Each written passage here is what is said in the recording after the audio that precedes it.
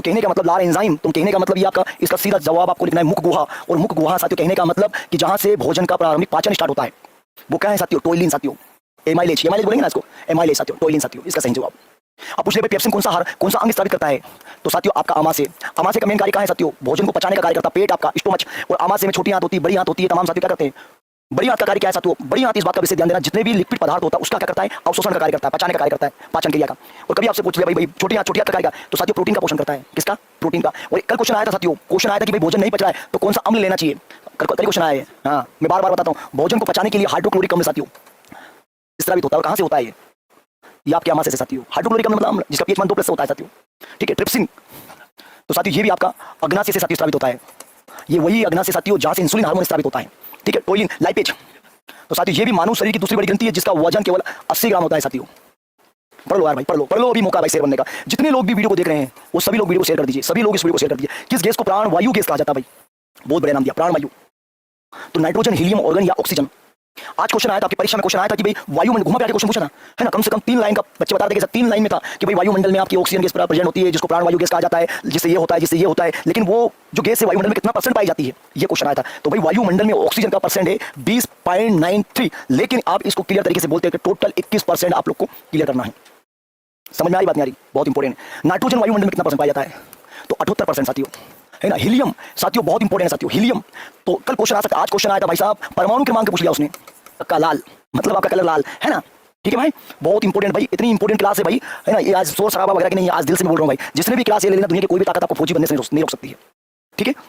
तो गैसों का परसेंटेज पढ़ लेना अच्छे से, गैसों का परसेंटेज पढ़ लेना। और परसेंटेज एक ऐसी चीज है साथियों जहां हर जगह यूज करता। मैं 100% गारंटी लेता हूं, समझो 80% इंदौर फिजिकल एकेडमी की वीडियो से आए, समझ। तो हर जगह परसेंटेज होता है साथियों। परसेंटेज का मतलब क्या? मतलब पर मतलब नीचे, ठीक है, समझ रहे हैं? बहुत बढ़िया। 101% साथियों, बोर्ड पर ध्यान दो, यूनिट से क्वेश्चन आ रहे हैं। यूनिट को हम बोलेंगे हिंदी में इकाई, नापने की इकाई, समझ लो, नापने की इकाई से क्वेश्चन बार बार पूछ रहे कि पवन की गति को नापने वाला उपकरण कौन सा है?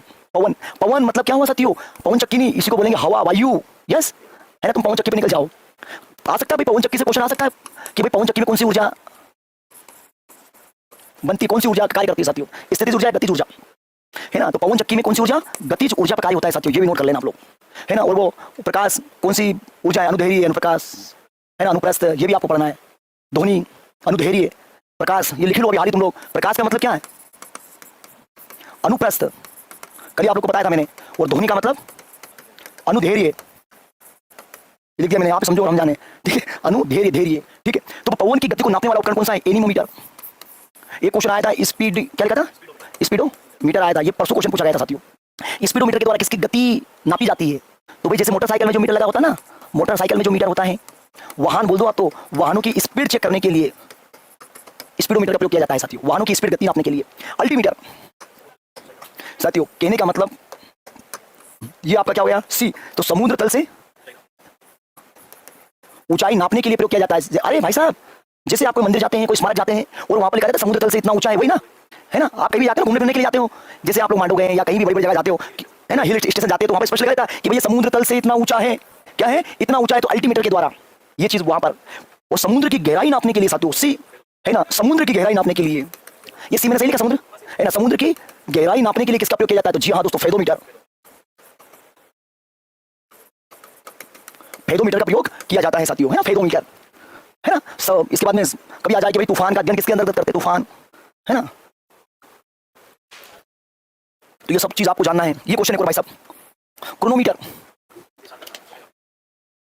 ये एक प्रकार का क्या भाई साहब? ये भी समय नापने वाला मीटर है। जैसे देशांतर समय होता है ना जहाजों में साथियों, इसका प्रयोग किया जाता है ना, जहां पर समुद्र वगैरह है। और पास्कल बहुत इंपॉर्टेंट है भाई, बहुत। ये जो है ना, आप स्टार लगा लो इस पे, पास्कल किसकी यूनिट है? तो साथियों पास्कल के द्वारा दाब नापा जाता है, पास्कल के द्वारा दाब नापा जाता है, कंफ्यूज मत हो मेरे लाल। और वायुमंडलीय दाब, कौन सा? वायुमंडलीय दाब किसके द्वारा नापा जाता है? वो है साथियों आपका बैरोमीटर। कौन सा मीटर? बैरोमीटर। ये कोई नहीं बताएगा यार भाई, कोई नहीं बताएगा, सब देख देख के बताया यार, सब भूल जाओगे, लेकिन ये नॉलेज वाला भाई, ये क्या है? नॉलेज वाली चीज हम आपको बता रहे हैं, ठीक है भाई। आगे पढ़ेंगे कि भाई निम्नलिखित में से कौन सा, बहुत इंपॉर्टेंट, नोट कर लो भाई। रोग से क्वेश्चन पूछा जा रहा है, रोग से होने वाले अंग प्रभावित, कौन सा अंग प्रभावित होगा, है ना। लेकिन रोग हो रहा है तो वो आपका बैक्टीरिया है,